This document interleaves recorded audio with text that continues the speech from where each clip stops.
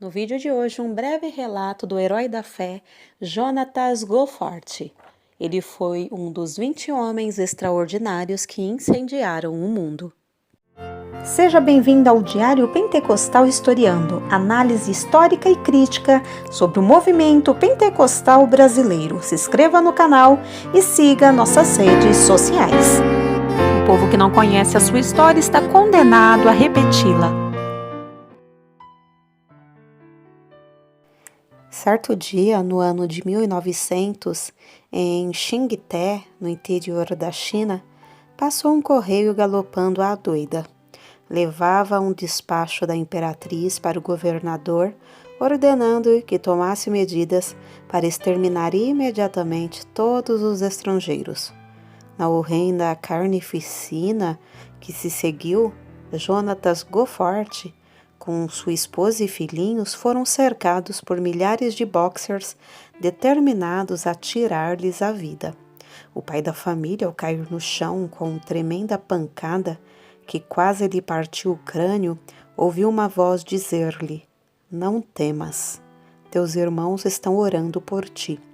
Antes de ficar inconsciente, viu chegar a galope um cavalo que ameaçava atropelá-lo.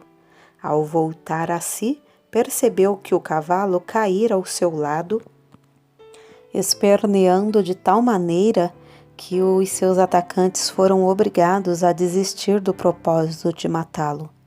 Assim ele reconheceu que a mão de Deus o guardava maravilhosa e constantemente durante o tempo do morticínio dos boxers, no qual centenas de crentes foram mortos.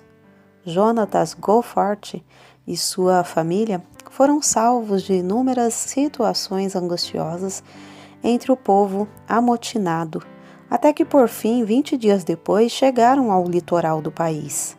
Rosalind e Jonatas Goforth tinham as suas vidas escondidas com Cristo em Deus. Eis como viviam nas suas próprias palavras. Não é somente tolice aceitar para nós mesmos a glória que pertence a Deus, mas é grave pecado, porque o Senhor diz: "A minha glória a outrem não darei." Quando ainda jovem, Jonatas Goforth adotou as palavras de Zacarias 4:6 como lema na sua vida: "Não por força, nem por violência, mas pelo meu espírito, diz o Senhor dos Exércitos." Alguém que o conhecia intimamente escreveu: "Antes de tudo, Jonatas Goforth era um ganhador de almas. Foi por essa razão que se tornou missionário no estrangeiro. Não havia outro interesse, outra atividade, outro ministério que o atraísse. Com o fogo do amor de Deus no coração, ele manifestava um entusiasmo irresistível e uma energia incansável. Nada podia impedir seus esforços dinâmicos na obra para a qual Deus o chamara. Era assim tanto aos 77 anos como quando tinha 57. Com a perda da vista durante os últimos 3 anos da sua vida, não diminuíram seus esforços, parece até que aumentaram. Revela-se nas suas próprias palavras como foram lançados os alicerces da sua vida constantemente esforçada no serviço do Senhor. Minha mãe, quando eu e meus irmãos éramos ainda crianças, com um desvelo incessante, nos ensinava as Escrituras e orava conosco. Uma coisa que teve grande influência sobre a minha vida foi o fato de minha mãe me pedir que lesse os salmos para ela em voz alta. Tinha apenas 5 anos quando comecei a fazer esse exercício e achei a leitura fácil. Com a continuação, adquiri o costume de decorar as Escrituras, coisa que continuei a fazer com grande proveito. Todos podemos testificar que é fácil fazer com que a leitura das Escrituras e a oração cheguem a uma monótona formalidade. Mas, ao contrário, o semblante de Jonatas Goforth se iluminava com o reflexo da glória das Escrituras que recebia na sua alma. Depois da sua morte, uma criada católica romana declarou: "Quando o Sr. Goforth se hospedava na casa onde trabalho, eu mirava seu rosto e dizia a mim mesma: o rosto de Deus pode ser assim." Acerca da conversão de seu pai, Jonatas escreveu: "No tempo da minha conversão, morava com meu irmão Guilherme. Certa vez, nossos pais nos visitaram passando conosco mais ou menos um mês. Fazia tempo que o Senhor me dirigia a fazer culto doméstico.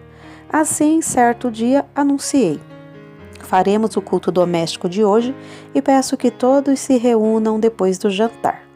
Esperava que meu pai se manifestasse contrariamente, porque em casa não costumávamos dar graças antes das refeições, quanto mais fazer culto doméstico.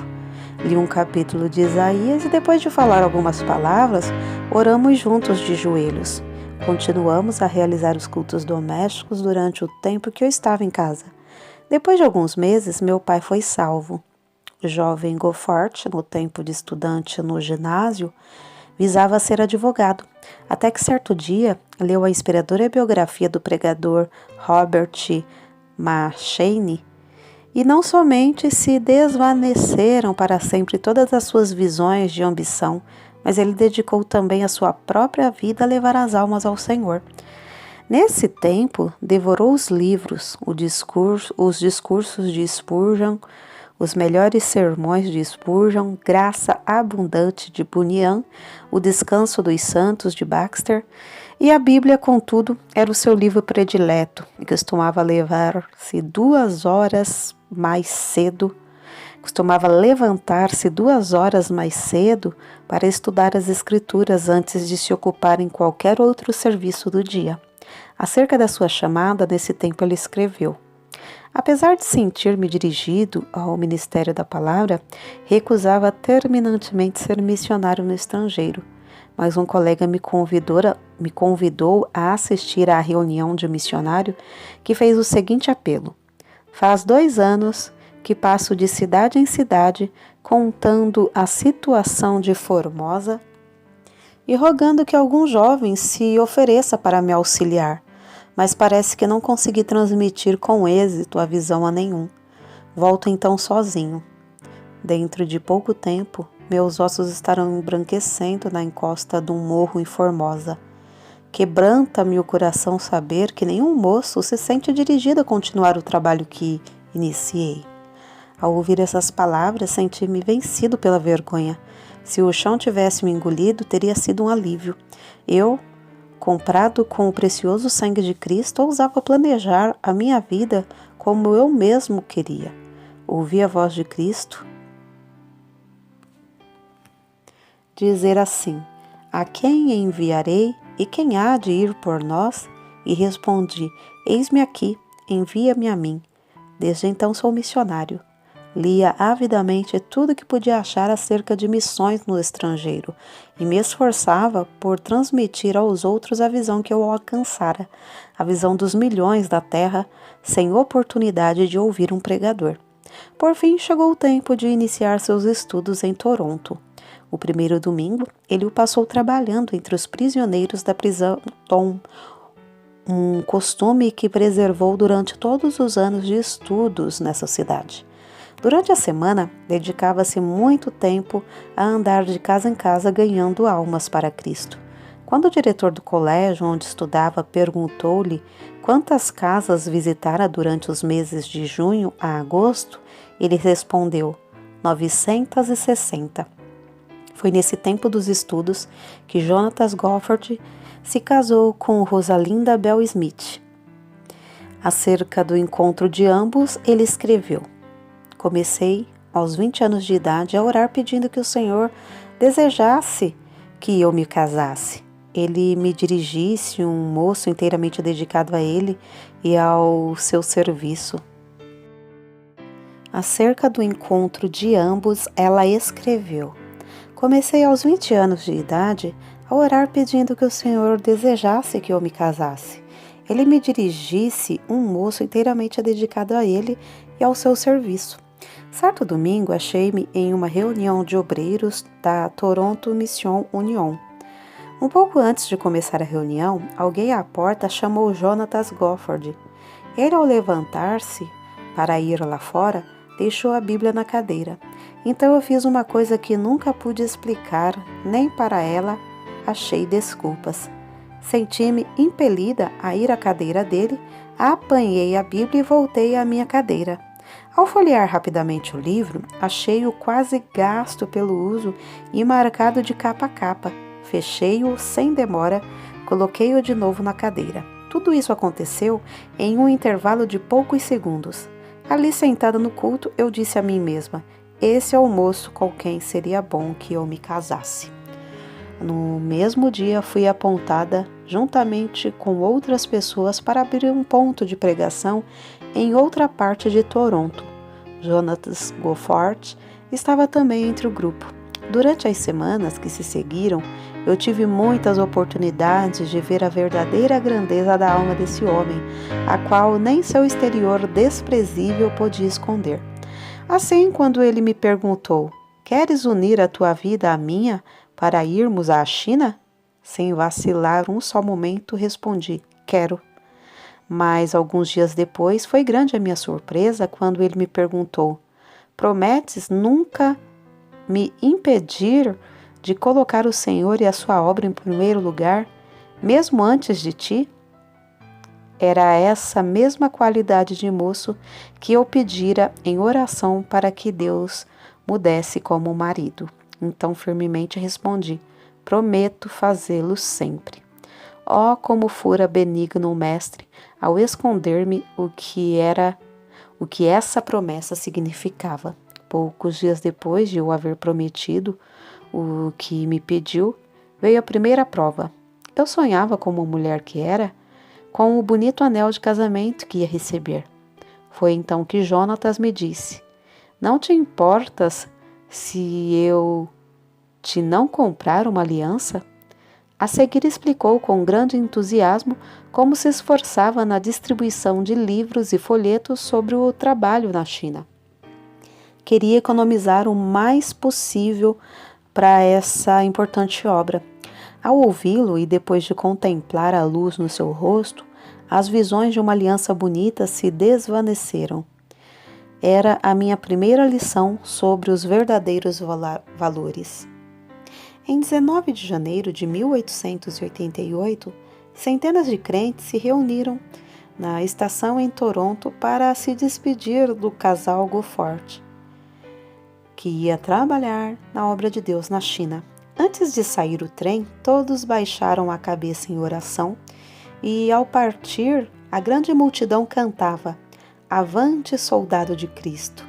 E uma vez fora da estação, os dois no trem rogaram a Deus que os guardasse para viverem eternamente dignos da grande confiança que esses irmãos haviam depositado neles. Não muito depois de chegarem à China, Hudson Taylor lhes escreveu: faz 10 anos que a nossa missão se esforça para entrar no sul da província e somente agora é que o conseguimos. Se a missão do interior da China, com missionários e auxiliares experientes na língua e nos costumes do povo, sofre fracasso durante 10 anos nessa província, como podia entrar ele, jovem inexperiente e sem conhecer a língua? As palavras de Hudson Taylor, avançar de joelhos, tornaram-se o lema da missão de Goforth para entrar no norte de Honan.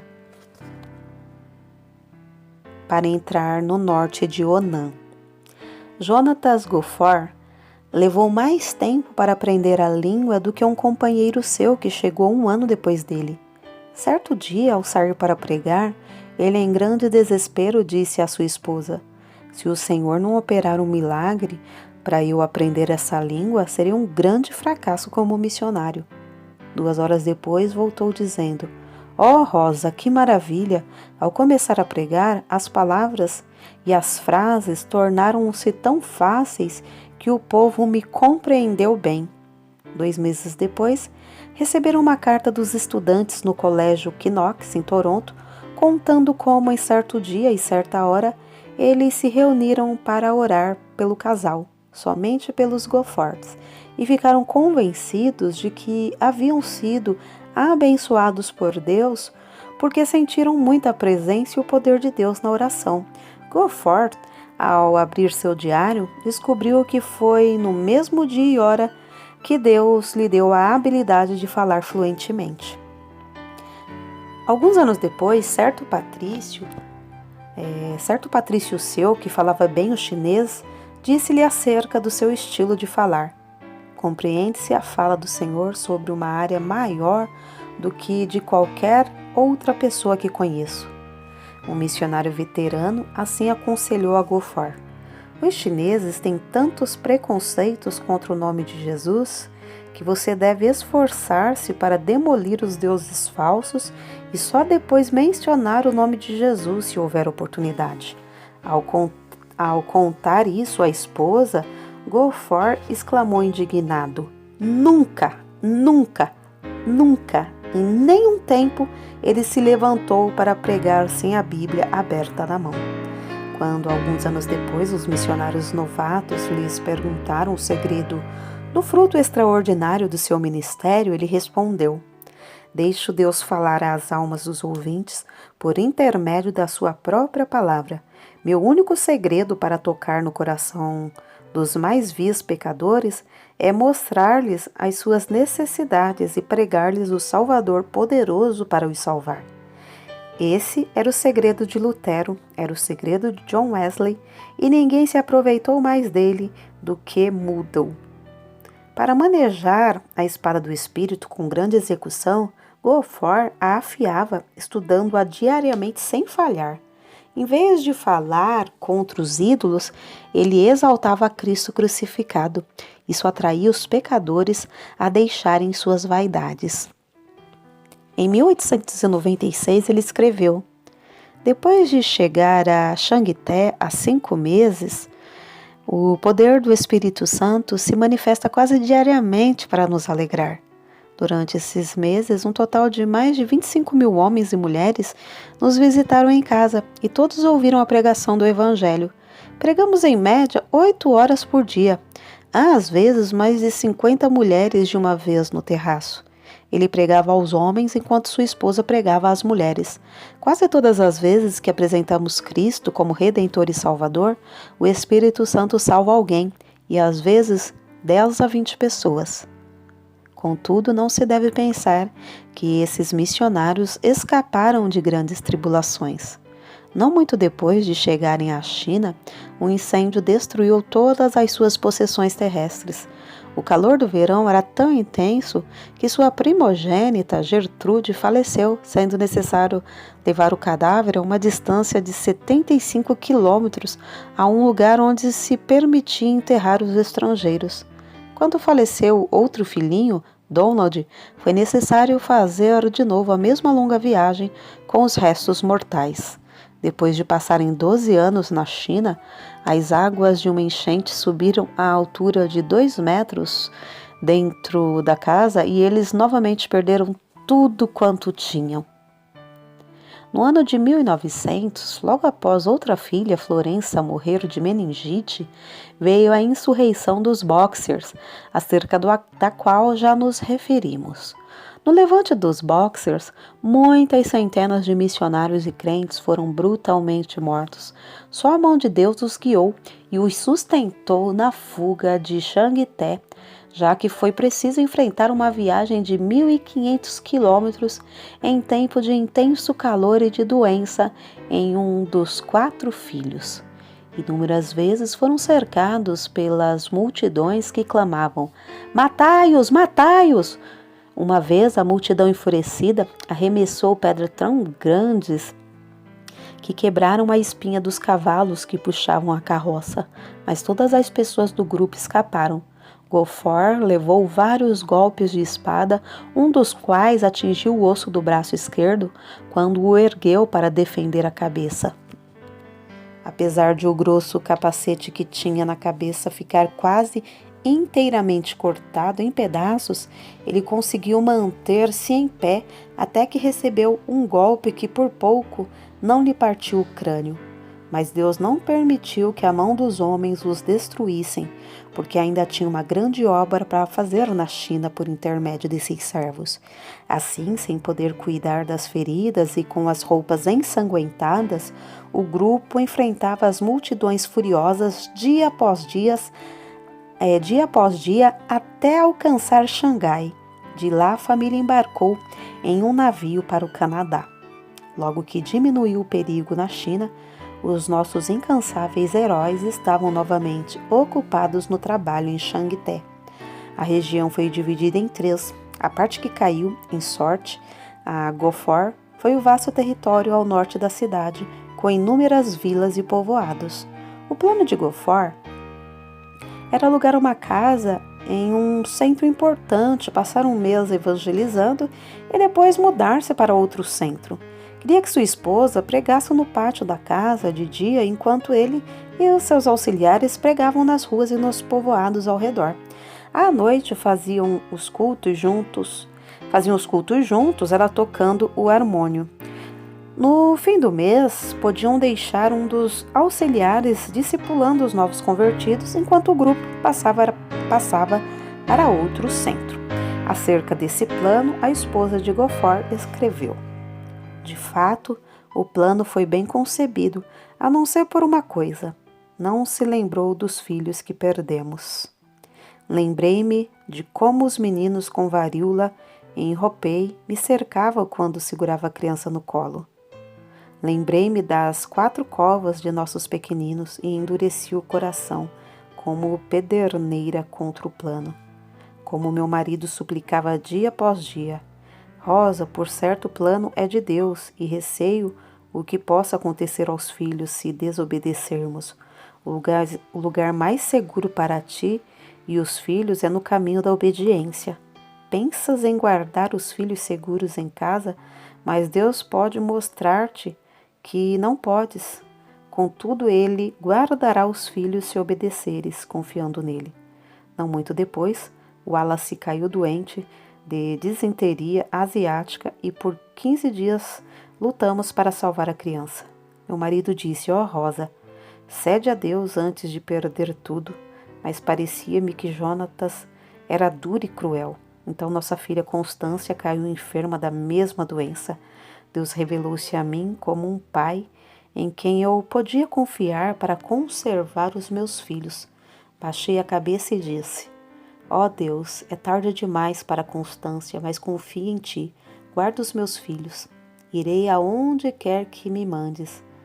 Na tarde do dia em que a criança faleceu, mandei chamar a senhora Yang, uma crente fervorosa e amada, e lhe disse: não posso contar-lhe tudo agora, mas estou resolvida a acompanhar meu marido nas viagens de evangelização. Quer ir comigo? Com lágrimas nos olhos, ela respondeu: não posso, pois a menina pode adoecer sob tais condições. Não querendo insistir, pedi que ela orasse e me respondesse depois. No dia seguinte, ela voltou com os olhos cheios de lágrima e com um sorriso disse: irei com vocês. É coisa notável que não tenha falecido mais nenhum filho dos Gofor na China, apesar dos muitos anos que passaram na vida nômade de evangelização. Gofor observou tão fielmente seu costume de levantar-se às 5 horas para oração e estudo das Escrituras, como quando estava em casa em Chantigé. Geralmente, para o estudo, tinha de ficar em pé diante da janela, com as costas viradas para a família. Acerca da obra em Chantigé, são de Gofor estas palavras: nos primeiros anos de meu trabalho na China, contentava-me com a lembrança de que sempre há sementeira antes da colheita. Mas já eram passados mais de 13 anos e a colheita parecia ainda distante. Tinha a certeza de que haveria uma coisa melhor para mim, se eu tivesse a visão e a fé necessárias para adquiri-la. Estavam constantemente perante mim as palavras do Mestre em João 14:12. Na verdade vos digo que aquele que crê em mim também fará as obras que eu faço e as fará maiores do que estas, porque eu vou para o meu Pai. E sentia profundamente como no meu ministério faltavam as maiores obras. No ano de 1905, Jonatas Gofor leu na autobiografia de Carlos Finney que um lavrador podia, com muita razão, orar pedindo uma colheita material, independentemente de se cumprirem as leis da natureza, assim como os crentes podem esperar uma grande colheita de almas sem se cumprirem as leis que governam a colheita espiritual. Resolveu então saber quais eram essas leis e decidiu-se a cumpri-las a qualquer preço. fez um estudo a fundo e de joelhos sobre o Espírito Santo e escreveu as notas nas margens da sua Bíblia chinesa. Quando começou a ensinar essas lições aos crentes, houve grande quebrantamento com confissão de pecados. Foi na grande exposição idólatra de Sun Yat-sen que Deus primeiramente mostrou seu grande poder no ministério de Gofford. Durante o sermão, um obreiro exclamou em voz baixa: "Esse povo está tão comovido pela pregação como a multidão no dia de Pentecostes, pelo sermão de Pedro." Na noite do mesmo dia, num salão alugado e que não comportava toda a grande multidão pagã que queria assistir, Gofford pregou sobre o texto, levando ele em seu corpo os nossos pecados sobre o madeiro. Quase todos mostraram-se convictos do pecado e, quando o pregador fez o apelo, levantaram-se clamando: "Queremos seguir a esse Jesus que morreu por nós." Um dos obreiros presentes assim expressou o que viu: "Irmão, aquele a quem oramos durante tanto tempo para que viesse, veio de fato esta noite." Nos dias que se seguiram, pecadores foram salvos em todos os pontos de pregação e em todos os cultos. Acerca do avivamento que nesse tempo visitou a Coreia, um dos missionários escreveu sobre o que presenciou. Os missionários eram como os demais crentes, não havia alguém entre eles de talento extraordinário. Viviam e trabalhavam como qualquer outros, a não ser nas orações. Nunca senti a presença divina como a senti nos seus rogos a Deus. Parecia que esses missionários nos levavam ao próprio trono no céu. Fiquei impressionado também ao ver como o avivamento era prático. Havia dezenas de milhares de homens e mulheres transformados completamente pelo fogo divino. Grandes templos com assentos para 1.500 pessoas ficavam superlotados. Era necessário realizar um culto para os homens e em seguida outro para as mulheres, a fim de que todos pudessem assistir. Em todos ardia o desejo de espalhar as boas novas. Crianças se aproximavam das pessoas que passavam pelas ruas, rogando-lhes que aceitassem a Cristo por seu Salvador. A pobreza do povo da Coreia era conhecida em todo o mundo. Contudo, havia tanta liberalidade nas ofertas que os missionários não queriam ensinar mais sobre o dever de contribuir. Havia grande dedicação à Bíblia, quase todos levando um exemplar no bolso, e o maravilhoso espírito de oração permeava tudo. Ao voltar da Coreia, Gofford foi chamado à Manchúria. Mais tarde ele escreveu: "Quando iniciei a longa viagem, estava convicto de que eu tinha uma mensagem de Deus para entregar àquele povo, mas não tinha ideia de como presidir a um avivamento. Sabia pronunciar um discurso e sabia levar o povo a orar, porém nada mais sabia do que isso." Gofford teve um grande desapontamento ao chegar à Manchúria. Os crentes não oravam como lhe prometeram fazer e a igreja estava dividida. Depois do primeiro culto, ele, sozinho no seu quarto, caiu de joelhos em desespero. E Deus respondeu à sua insistência, enviando tão grande desejo de oração às igrejas e tão profunda contrição pelo pecado, que elas não somente foram purificadas de toda classe de pecado, inclusive dos mais horrendos crimes, mas os perdidos em grande número vinham e eram salvos. A senha do avivamento do ano de 1859 foi: "Necessário vos é nascer de novo", e a de 1870, "Crê no Senhor Jesus."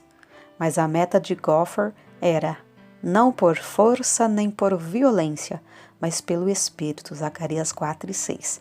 Que o Espírito Santo operava em vários lugares na Manchúria em resposta às orações existentes e em face de embaraços de toda sorte. Vê-se claramente no que ele escreveu acerca da obra na cidade de Nilshan. "Ao subir ao púlpito, ajoelhei-me um momento, como de costume, para orar. Quando olhei para o auditório, pareceu-me que todos os homens, mulheres e crianças na igreja estivessem com dores de julgamento. As lágrimas corriam copiosamente e houve confissão de toda espécie de pecado. Como se explica isso? A igreja era conhecida como igreja morta e sem mais esperança. Contudo, antes de enunciar sequer uma palavra, sem mesmo cantar um hino ou orar, começou essa obra maravilhosa. Não há outra explicação. Foi o Espírito de Deus que operou em resposta às orações das igrejas de Mukden, Liaoyang e de outros lugares na Manchúria, as quais haviam experimentado a mesma qualidade de avivamento e foram induzidas a interceder por sua pobre e necessitada igreja-mãe. Jonatas Gofford, quando foi à Manchúria, era quase desconhecido fora do pequeno círculo da sua denominação. Depois de algumas semanas, quando voltou, os olhos dos crentes de todo o mundo estavam fitos nele. Contudo, permaneceu o mesmo humilde servo de Deus, reconhecendo que a obra não era dele, mas do Espírito de Deus.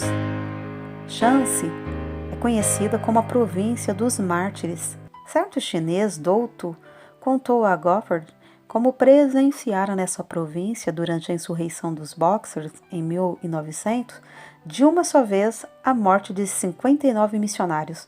Todos eles encararam o carrasco com a maior calma. Uma mocinha de cabelos louros perguntou ao governador: "Por que devemos morrer? Os nossos médicos não vieram de países remotos para dar suas vidas para servir ao seu povo? Muitos doentes sem esperanças não foram curados? Diversos cegos não receberam a vista? É por causa do bem que fizemos que devemos morrer?" O governador baixou a cabeça e não respondeu. Mas um soldado pegou a mocinha pelos cabelos e, com um só golpe, decepou-lhe a cabeça. Um após outro foram mortos, todos morreram com um sorriso de paz. Esse mesmo chinês contou como viu entre eles uma senhora falando alegremente ao filhinho. Com um só golpe ela foi prostrada, mas a criança continuou a segurar-lhe a mão. Logo a seguir outro golpe, e um pequeno cadáver jazia ao lado do cadáver da mãe. Foi a essa mesma província dos mártires que Deus enviou seus servos, os Gofford, 8 anos depois, e onde Jonatas presenciou o seguinte. Em Chuvachien, não muito depois de começar a falar, vi muitos dos ouvintes baixarem a cabeça, convictos, enquanto as lágrimas corriam-lhe pelas faces. Depois do discurso, todos os que experimentaram orar estavam quebrantados. O avivamento que começou assim continuou durante 4 dias. Houve confissão de toda a qualidade de pecado. O delegado regional se admirou grandemente ao ouvir confissões de homicídios, de roubos e de crimes de toda sorte, confissões que só conseguiria arrancar deles açoitando-os até quase os deixar mortos. Às vezes, depois de um culto de 3 horas ou mais, o povo voltava à casa para continuar a orar. Mesmo em horas tardias da noite, havia pequenos grupos reunidos em vários lugares para orar até quase clarear o dia.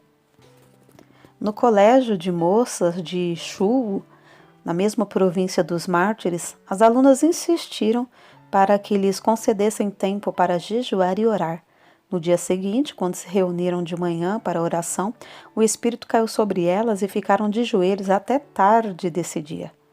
Das centenas de exemplos evidentes da operação poderosa do Espírito Santo nos corações, dentre muitos outros, citaremos aqui apenas os seguintes. Shangté. Quase 700 pessoas estiveram presentes pela manhã. Havia um fervor de homens se esforçando para ir à frente, de modo que Gofford só conseguiu pregar à tarde. O culto era contínuo, prolongava-se o dia inteiro com intervalos para as refeições. Guangzhou. A igreja com assentos para 1.400 ouvintes não comportava as multidões. O Espírito Santo veio com poder extraordinário. Havia, às vezes, centenas de pecadores contritos chorando. 2 endemoninhados foram libertos e se tornaram crentes fervorosos na obra de Deus. Em 4 anos, o número dos salvos aumentou de 2.000 para 8.000. Chuntifu. Inesperadamente, uma dúzia de homens começou a orar e a chorar, sem poder resistir ao poder do Espírito Santo. Velhos discípulos de Confúcio vinham à frente quebrantados e humildes para confessar a Cristo como seu Senhor. Um total de 500 homens e mulheres foram salvos. Foi talvez a maior obra do Espírito Santo que eu tenha visto. Nanquim. A assistência foi de mais de 1.500 pessoas. Centenas que também queriam entrar não puderam e voltaram a casa. O culto da manhã durou 4 horas. O resto do tempo foi dedicado à oração e confissão de pecados. A massa de pessoas que desejava chegar ao estrado para confessar seus pecados foi tão grande que se tornou necessário construir outra escada. Subi de novo ao estrado às 3 horas da tarde para iniciar o segundo culto. Centenas de pessoas nesse momento começaram a vir à frente e por isso eu não pude pregar. Às 9 horas da noite, 6 horas depois de iniciar o culto, fui obrigado a me retirar e embarcar para Pequim, onde os crentes me esperavam para outra série de cultos. Shantung. O avivamento foi tão grande que cerca de 3.000 membros foram acrescentados à igreja em 3 anos.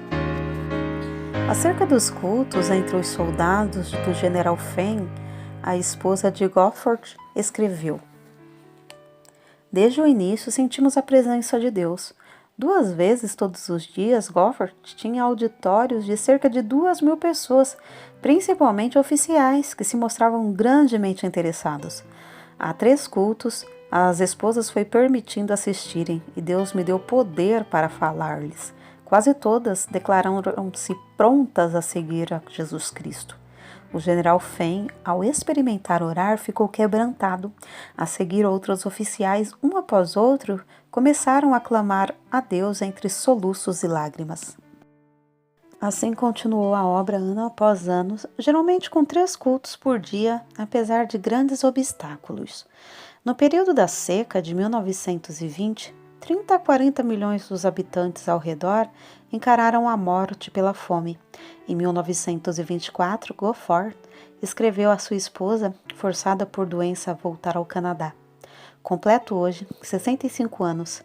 Oh, como cobiço, mais que qualquer avarento cobiço ouro, 20 anos ainda para ganhar almas. Depois de completar 68 anos de idade e sua esposa 62, idades em que a maioria dos homens se afasta do serviço ativo, os dois foram enviados para um campo inteiramente novo na Manchúria. Dessa vez um campo distante, vasto e frio, que se estende até as fronteiras da Rússia e da Mongólia. Acerca da sua partida, Gofford escreveu: Certo dia, em fevereiro de 1926, minha esposa estava deitada esperando a chegada da assistência para levá-la ao Hospital Geral de Toronto.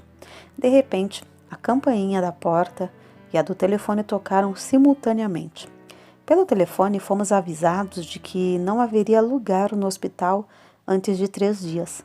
Na porta recebemos um cabograma do general Feng, da China, rogando que eu fosse sem demora. Nesse momento, eu disse à minha esposa: Que farei? Não posso deixar-te. Todos pensávamos que ela não viveria muitos meses mais. Minha esposa, depois de orar, disse: Vou contigo. Os membros da junta estavam reunidos na ocasião. Apresentei-lhes o cabograma do general Feng e concordaram que eu fosse. Mas quando os informaram de que minha esposa queria acompanhar-me, mostraram-se horrorizados, respondendo que ela morreria no caminho. Então eu lhes disse: Os irmãos não conhecem essa mulher como eu. Quando ela diz que vai, ela vai. Assim concordaram que ela fosse. Durante muito tempo, avisados pelo cônsul do novo campo da Manchúria, viviam com as malas arrumadas a fim de partirem imediatamente no caso de haver um segundo levante dos Boxers, como todos esperavam. Contudo, desde o início, Deus honrou o serviço desses servos, conforme se lê no que ele escreveu na avançada idade de 70 anos. Realizavam-se 3 horas de pregação de manhã pelo grupo de missionários e 4 horas à tarde. Desde o primeiro dia houve conversões, às vezes 12 em um só dia. Grande foi o nosso gozo ao vermos cerca de 200 pessoas aceitarem a Cristo durante o mês de maio. Havia muito tempo que diversos amigos insistiam em que ele escrevesse a história de como o Espírito Santo operava no seu ministério. Em tempo de intenso frio, viu-se obrigado a extrair os dentes. Durante 4 longos meses, sofreu dores cruciantes nos maxilares, a ponto de não poder pregar. Foi nessa época que seu filho menor chegou do Canadá. Gofford, então, conseguiu ditar a matéria para o filho datilografar. Dessa forma, foi impresso o livro Por Meu Espírito, obra de grande circulação e influência. Após 4 anos de serviço, foi-lhe necessário voltar ao Canadá por causa da vista de sua esposa. Foi durante esse tempo que Gofford também começou a perder a vista. Enquanto convalescia das operações mal sucedidas para restaurar-lhe a visão de um olho, ele relatou, uma por uma, as histórias da obra na China, histórias que a sua enfermeira estenografou e que agora completam o famoso livro intitulado Vidas Milagrosas da China. Em 1931, Gofford, sua esposa, ela com 67 anos e ele com 72, com os corações ardendo pelo desejo de ganhar almas, voltaram mais uma vez à obra na Manchúria. 472 convertidos foram batizados em 1932. Um dia, Gofford voltou de uma viagem evangelística e entrou em casa às apalpadelas. Depois de ficar um momento ao lado da sua esposa, ele lhe disse em voz baixa: "Receio que a retina do olho esquerdo tenha saído do lugar." E assim tinha acontecido. A perda completa da visão era para ele uma tristeza, uma tragédia, sentida por todos. Ao mesmo tempo, chegou-lhe uma carta informando-os de uma redução tão grande no que recebiam para o sustento dos missionários e nas despesas das viagens evangelísticas, que parecia impossível continuar a obra. Foi a maior crise de toda a vida de Jonathan Gofford. Contudo, sem vacilar, olhou para Deus. A própria cegueira parecia mais uma bênção do que uma aflição. Os crentes mostravam-se mais ligados a ele do que antes. Vencendo o desânimo inevitável dos que perdem a vista, não cessou de pregar com a Bíblia que amava aberta nas mãos. No ano de 1933, 778 convertidos foram batizados. Por fim, os Gofford cederam ao apelo dos crentes do Canadá a que retornassem à terra natal para animar as igrejas no envio de mais missionários. Durante os preparativos para a viagem, souberam que 966 convertidos foram batizados naquele ano, 1934. O culto de despedida foi um dos mais comoventes em toda a história da obra missionária. O obreiro tão amado pelos crentes, agora por causa da cegueira, não podia ver como tinham enfeitado o templo, mas eles bondosamente e com prazer lhe descreveram tudo acerca das muitas e lindas bandeiras de seda e veludo que cobriam inteiramente as 4 paredes do templo.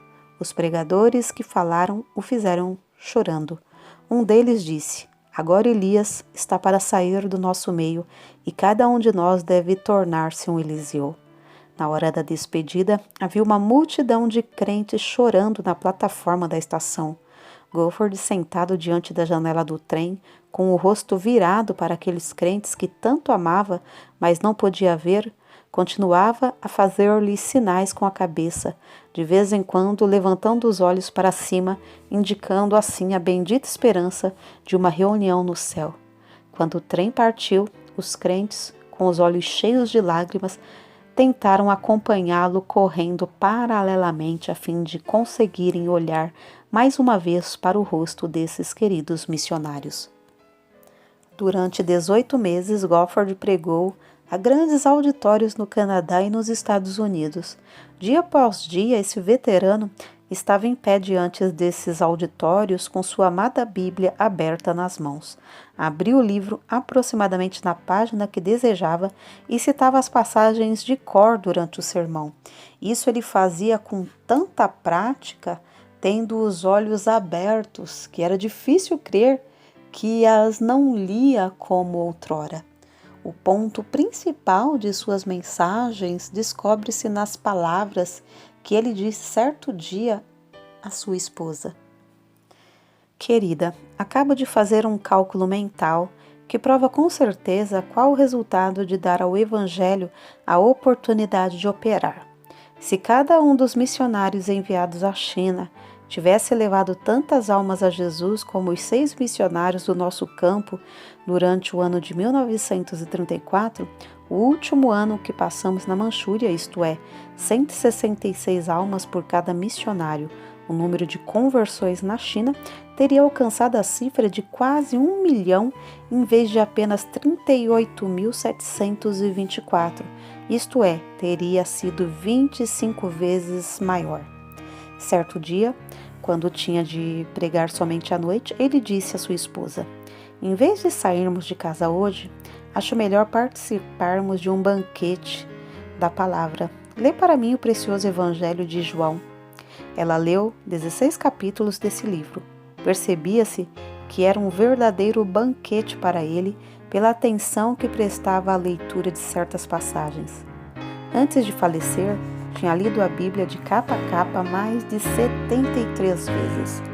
No dia 7 de outubro de 1936, Jonathan Gofer, depois de um discurso fervoroso e longo sobre o tema como o fogo do Espírito varreu a Coreia, deitou-se tarde para dormir. Às 7 horas da manhã seguinte, a sua esposa levantou-se e vestiu-se. Logo a seguir, verificou que foi mais ou menos no momento em que ela se levantou que ele, dormindo aqui na terra num instante, acordou na glória, vendo de novo. Poucos dias antes, ele tinha dito que se regozijava em saber que o primeiro rosto que ia ver seria o de seu Salvador. 5 anos e meio depois de Jonathan Gofer haver dormido no Senhor, Rosalind Gofer reuniu-se ao seu amado marido e companheiro de lutas. As últimas palavras que pronunciou foram estas: o rei me chama, estou pronta. Dela também pode-se dizer que foi dito a respeito dele. Entregava-se à oração e ao estudo da palavra para saber a vontade de Deus. Foi esse amor pela leitura da Bíblia e a ininterrupta comunhão com Deus que lhe deram o poder de comover auditórios e convencê-los do pecado e da necessidade do arrependimento.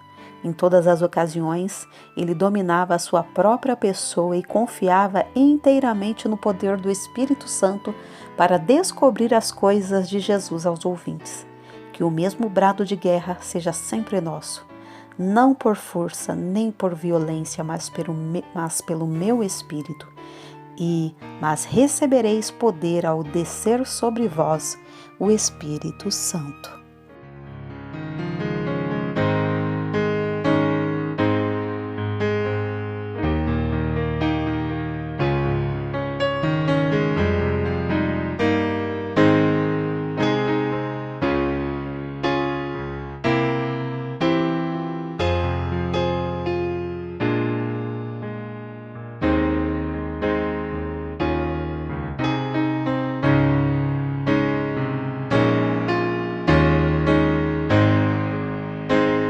Porque nada podemos contra a verdade, senão pela verdade. Segunda carta aos Coríntios 13:8. Se você gostou do conteúdo deste vídeo, se inscreva no canal, deixe o seu joinha, compartilhe e ative o sininho para receber do YouTube as notificações dos novos vídeos.